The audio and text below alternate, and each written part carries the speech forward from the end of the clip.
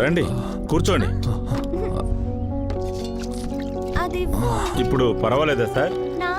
చాలా థ్యాంక్స్ అండి. ఇవ్వవే. అలా కాదు, ఇలా. ఏంటి ఇల్లంతా బొక్కలు పడింది చూస్తున్నారా?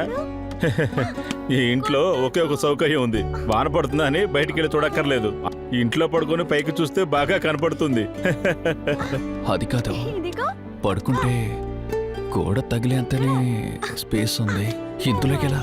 తగిలితే కాళ్ళు ముడుచుకొని పడుకోవడమే. మనం సత్యమా ఏంటి కాళ్ళను చాపి పాతి పెట్టడానికి? అదెలా అన్ని విషయాల్ని చాలా సాధారణంగా తీసుకుంటున్నారు? జీవితం చాలా సాధారణం సార్. గాడిదలా ఉండాలి. భుజం మీద ఉన్న మూట మురికి మూట మంచి మూట అని అసలు ఆలోచించకూడదు. మన పాటికి మన పని చేసుకుంటూ దేవుడా అని ఉన్నామంటే మనతో పాటు ప్రశాంతత అనే యోగం ఉంటుంది సార్. వదిలేడు మాస్టారు, సంతోషంగా ఉండండి. అయితే మీరు ప్రశాంతంగా ఉన్నారు. ఇలా చూడండి సార్, అందరి మనసుల్లోనూ ఒక మురికి కాలువ పారుతూనే ఉంటుంది, బాగా గబ్బు కొడుతుంది. దాన్ని శుభ్రం చేయటం అసలు కుదరదు, దాన్ని అసలు పట్టించుకోకూడదు. వాటన్నిటినీ వదిలేయాల్సిందే. పుట్టేటప్పుడు ఏడుస్తూ పుడుతున్నాం, బతికేటప్పుడు అది లేదు ఇది లేదని బతుకుతున్నాం. చచ్చేటప్పుడు మనశ్శాంతి లేకుండా చస్తున్నాం. తుడిచేస్తే శుభ్రంగా ఉంటుంది. That is life. మనసు ప్రశాంతంగా ఉంటేనే జీవితం. మీరు దిగులు పడకండి సార్, టీ తాగండి.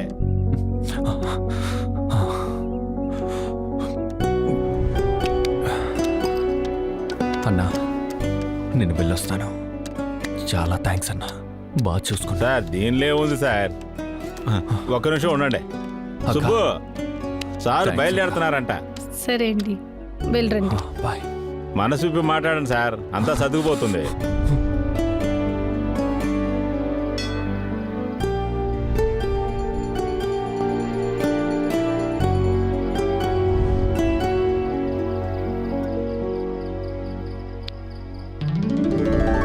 మనుషులకి బాధ అని వస్తే వాళ్ళు మొదటిగా వెతికేది డబ్బులు ఇచ్చేవాడినే. చివరిగానే దేవుణ్ణి వెతుక్కొని వస్తారు. బాధ అప్పుడే సమాధానంగా ఉండాలి, కానీ అది ఇక్కడున్న ఎవరికీ తెలియదు.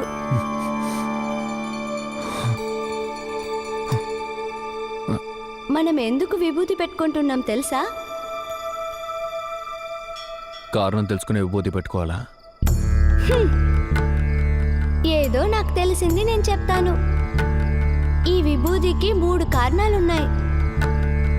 ఒకడు చిన్నప్పుడు చేసే మంచిది చెడ్డది, తెలుసో తెలియకుండానో. అదే అహంకారం. నువ్వు మంచిది చేసుంటే మంచిది, చెడ్డది చేసుంటే చెడ్డది. అవును, నువ్వు మంచిది చేసావా చెడ్డది చేసావా? ఏంటి ఆగిపోయావు? రా.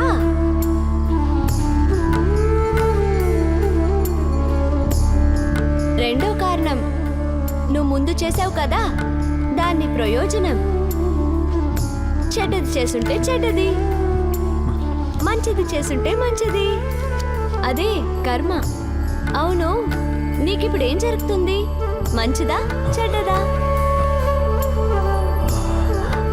మూడో కారణం, ఇవంటిని మనం తెలుసుకునేది. దీనంతా మనం అనుభవించిన తర్వాత ఒక విశ్రాంతి వస్తుంది. అప్పుడు తిరిగి చూస్తే ఏది మనతో ఉండదు. అప్పుడే అర్థమవుతుంది ఇవన్నీ మాయే అని. మంచిదో చెడ్డదో ఇక్కడ నీకు అర్థమవుతుంది నువ్వేమీ కాదు అని. అన్నీ మాయే. నీకు అర్థమవుతుంది, తెలుస్తుంది. నీకు 10-12 వయసు ఉంటుందా? పెద్ద జ్ఞానిలాగా మాట్లాడుతున్నావు. 10-12 వయసులో నీకు అత్యాస రావచ్చు, నాకు జ్ఞానం రాకూడదా? ఏంటి వేడిగా ఉందా? పొంగలే. హే కూర్చో, మొత్తాన్ని పూర్తి చేసి వెళ్తాను. కూర్చో. నేను నీ జీవితం వేడిగా ఉందా అని అడిగాను. నువ్వు నీ మాటలతో నీ కుటుంబాన్ని బాధ పెట్టావు. ఇప్పుడు నువ్వు ఏది చెప్పినా అర్థం చేసుకొని స్థాయిలో ఉన్నావు. ఇప్పుడు చూడు, నువ్వు కోపంగా మాట్లాడే కూడా ఎవరు లేకుండా ఉన్నావు. నువ్వు మాత్రం కాదు, ఇలా చాలా మంది నీలాగా అప్పులు తీసుకొని కలలో కూడా సంతోషంగా ఉండలేరు. ఒక దీపాన్ని ఒంటరిగా వెలిగిస్తే ఆరిపోతుంది, కలిసి ఉంటే ఒకటి పోయినా ఇంకొకటి పెట్టి వెలిగించొచ్చు. ఆరిపోతుంది, తిను తిను తిను. నువ్వు పోగొట్టింది డబ్బుల్ని కాదు, నీ కుటుంబాన్ని. ఏది పోయింది అని అర్థం చేసుకుంటేనే ఎలా పోయింది అని తెలుస్తుంది.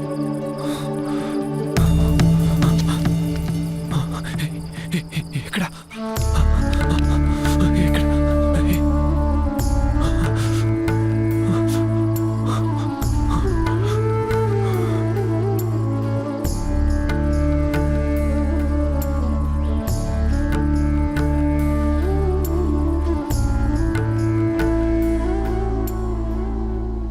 ఈ సీరియల్ని చూడలేకపోతున్నాం, చూడకుండా ఉండలేకపోతున్నాం. అవును, ఎన్ని రోజుల తర్వాత చూసినా కథ అక్కడే ఉంటుంది. ఆ? లోపలికి వెళ్ళు.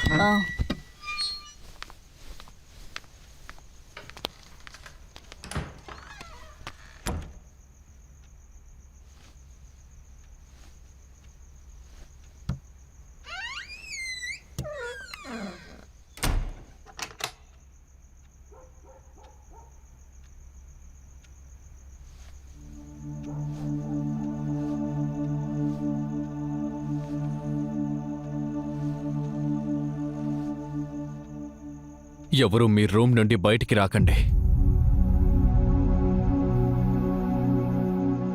మీ అందరి మొహం చూసి మాట్లాడే ధైర్యం నాకు లేదు. నేనిప్పుడు మీ అందరి దగ్గర క్షమాపణ అడగను. అందరికీ థ్యాంక్స్ చెప్పబోతున్నా.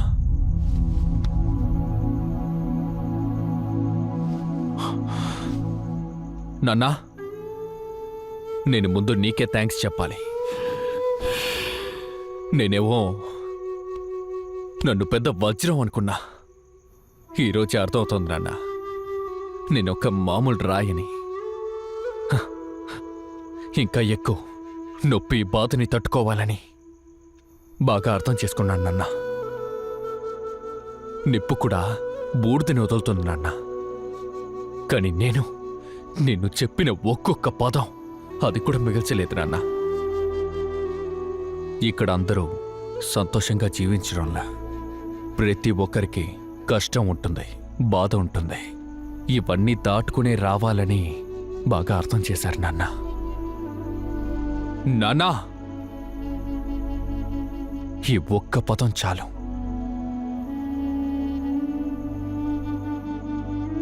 తిన్నావాన్ని అడగడానికి ఎవరూ లేనప్పుడే అమ్మా అమ్మ అంటే జస్ట్ లైక్ దట్ కాదని అర్థం చేసుకున్నా. ఇంట్లో నుండి బయటికెళ్ళేటప్పుడు, బయట నుండి ఇంటికొచ్చేటప్పుడు నువ్వు నన్ను అడిగే మొదటి ప్రశ్న ఏంటి? తిన్నావా అని కదా. నువ్వు నన్ను ఏమార్చి తనతో పెళ్లి చేసినప్పుడు నీతో నేను ప్రతిసారి అంత కోపంగా మాట్లాడినా, ఒక జంతువులా ప్రవర్తించినా, నువ్వు నవ్వుతో అమ్మ ఏం చేసినా నీ మంచి కోరే అని చెప్తావు. అది నాకు ఇప్పుడే అర్థమవుతోందమ్మా. ఈ ప్రపంచంలో ప్రేమని చూడ్డానికి ప్రేమ మనసు కావాలంటే అది నీ దగ్గరే ఉందమ్మా.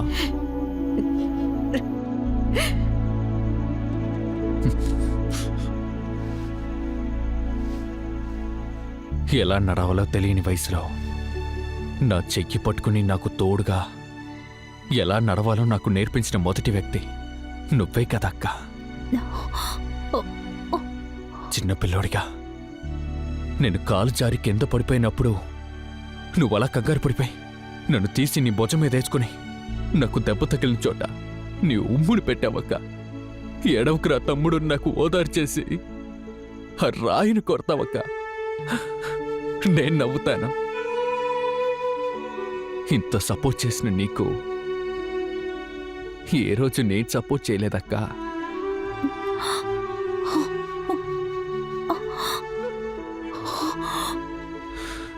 శివాని,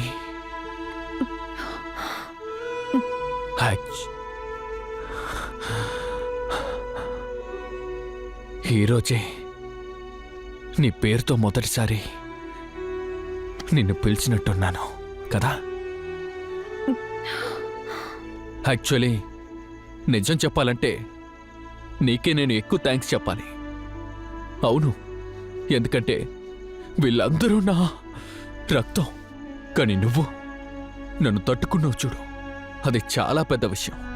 నిన్ను పెళ్లి చేసుకోవడానికి ముందు, ఆ తర్వాత కూడా నా కంటికి కనిపించిందల్లా ఉత్తి టప్పు మాత్రమే. ఏదో ఒకరోజు నేను మారతానని నమ్మవు చూడు, నీ నమ్మకాన్ని మెచ్చుకోవాలి.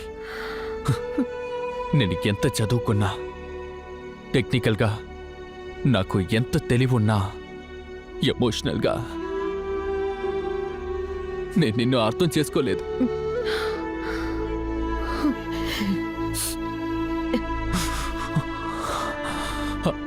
కష్టంలో జ్యోతిష్ కూడా చెప్పాడని ఇంటిని మార్చాను, షర్ట్ కలర్ మార్చుకున్నా, పడుకునే వేపు మార్చుకున్నా. ఆ దేవుడు ఈ దేవుడని దేవుణ్ణే మార్చేశాను. కానీ చివరి వరకు నన్ను మాత్రం మార్చుకోలేదు. ఇంతవరకు మీరు చేసిన దానికి, ఇప్పుడు చేస్తున్న దానికి అర్థం అవ్వని విషయాన్ని అర్థం చేసినందుకు, ఇవన్నీ కాకుండా నన్ను నాకు అర్థమయ్యేలా చేసినందుకు మీ అందరికీ చాలా చాలా థ్యాంక్స్. థ్యాంక్స్ నాన్న, థ్యాంక్స్ అమ్మా.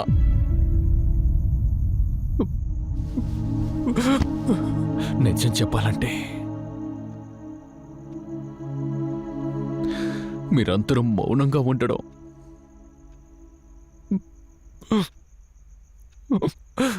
చాలా కష్టంగా ఉంది.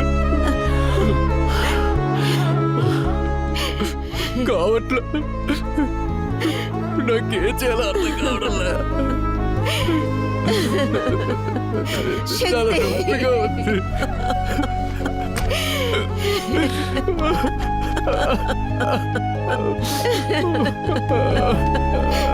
నీకు మేమున్నావురా.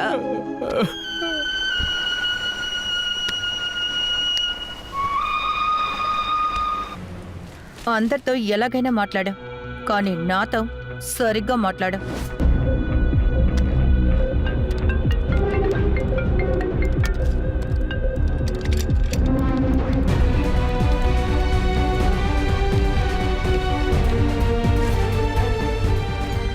తప్పులను చేసింది మేనేజరే, దానికి సంబంధించిన ఆధారాలు నా దగ్గర ఉన్నాయి. రివ్యూవరే కదా అని నార్మల్గా అనుకున్నావు కదా. You will see me. Get out.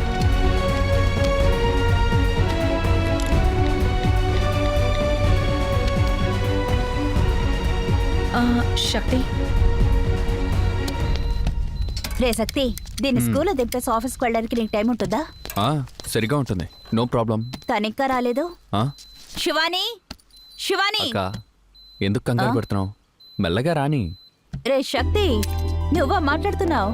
ఎప్పుడు కోపంగా ఎగురుతూ ఉంటావు, ఇప్పుడేంట్రా బుద్ధుడిలో మాట్లాడుతున్నావు? ఓ సారీ సారీ, లేట్ అయింది. నువ్వు ఇప్పుడు ఉద్యోగానికి వెళ్ళాలా? నువ్వు ఆశపడినట్టు ఇంట్లోనే ఉండొచ్చుగా, నేను చూసుకుంటాను. మీరే ఎంత చేంజ్ అయ్యాక కూడా నేను చేంజ్ అవ్వకపోతే ఎలాగా? జస్ట్ 1 or 2 yearsే కదా. ఎవెన్చువల్లీ ఆ తర్వాత సరైపోతుంది. Till then I will be working. Hello, నమస్కారం సార్, ఇక్కడ పని బానే జరుగుతుంది సార్. సరే సరే. మీకు టైల్స్ కావాలా లేక మార్బుల్స్ కావాలా సార్? నేను ఇంట్లో వాళ్ళని కనుక్కొని చెప్తాను. Okay sir. ఓకే. ఏంట్రా శక్తి, ఆఫీస్కి బయలుదేరావా? అవును నాన్న. సరే. నాన్న, కాంట్రాక్టర్ ఫోన్ చేశారు. టైల్స్ వేద్దావా మార్బుల్ వేద్దావా అని అడిగారు. నేను మిమ్మల్ని కనుక్కొని చెప్పాను. టైల్స్ వేయమని చెప్పరా, 1-4 కొట్లు విచారించి అప్పుడు వేయమను. ఏదైనా బాగుండాలి. నువ్వు టైల్స్ గురించి అంటున్నావా, శక్తిని ఆశీర్వదిస్తున్నావా? రెండు కూడా. నా కొడుకు ఎప్పటికీ బాగుండాలి. ఇదిగో నువ్వు పెట్టుకో. అల్లుడు వచ్చాడు. ఏమిటండి ఇలా చెప్పా పెట్టుకుని వచ్చేసారు? ఒక ఫోన్ చేసి ఉండొచ్చు కదా. రండి అల్లుడు, రండి. బాగా పెరిగిపోయింది. ఏమిటిలా చెప్పా పెట్టుకుని వచ్చేసారు? నమస్కారం నమస్కారం. మౌయా, అల్లుడు బాగున్నావా? అల్లుడు నువ్వు చెప్పినట్టే 6 నెలలు కష్టపడి ఎటువంటి డిస్టర్బెన్స్ లేకుండా ఫోన్ ఆఫ్ చేసి పెట్టి నోరు కట్టుకుని పొట్ట కట్టుకుని పట్ట కట్టినట్టు లేదే ఊరుకుండు మావా డబ్బులు తీసుకొచ్చా నువ్వు ఎక్కడ ఇన్వెస్ట్ చేసావో నీ కూడా అక్కడే ఇన్వెస్ట్ చేసి ఏమారబోతున్నానని చెప్తున్నారా అన్నా? అరే ఏంటమ్మా అలా మాట్లాడుతున్నావు నా పిల్లల్ని మహారాణిలా చూసుకుందా అని చెప్పడానికి వచ్చాను మరైతే బ్యాంక్ లో ఎఫ్డీలో వేయొచ్చుగా. బ్యాంక్ లో వడ్డీ తక్కువ అల్లుడు. అదే బయట అయితే అసలే రాదు. అరే ఊరుకోండి మావయ్య ఉండు. మావయ్య ఎక్కువ వడ్డీకి ఆశించకూడదు. అధ్యాస బ్లాక్ హోల్ లాంటిది, ఇంకా మొత్తం లాగేసుకుంటుంది. చూసుకో. ఏంటే నీ తమ్ముడు హరిచంద్రుడి ఇంటి ఎదురు ఇలా మాట్లాడుతున్నాడు. నువ్వు అడ్రస్ ఇయ్యాలుడా, నేను చూసుకుంటానంతా. మావయ్య అదంతా ఇప్పుడు లేదు.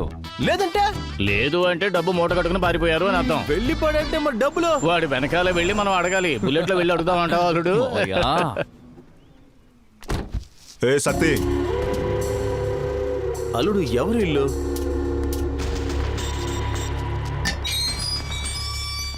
నీతో ఒంటరిగా మాట్లాడాలి.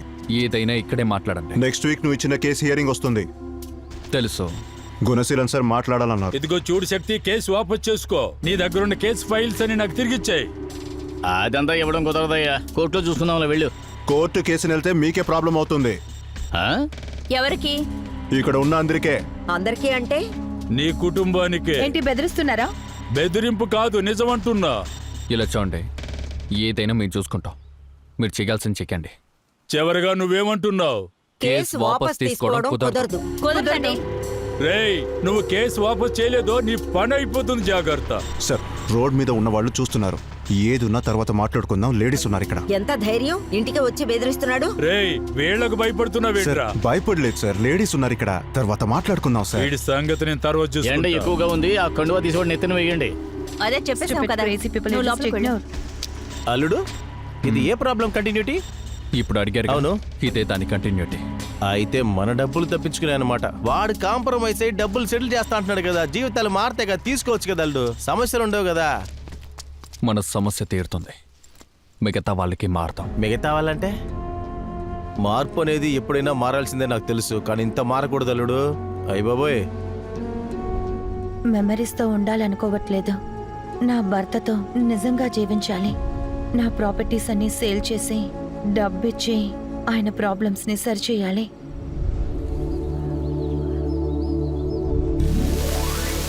దేవుడు స్వయంగా రాడు, కానీ తప్పకుండా మన కోసం ఒక మనిషిని పంపుతాడు. ముందు నా కోడలిగా అడుగుపెట్టింది, తరువాత నా చిన్న కూతురుగా మారింది. దేవుడు నా ఇంటికి పంపించిన దేవత, ఆ ఏంజెల్ నా కోడలు.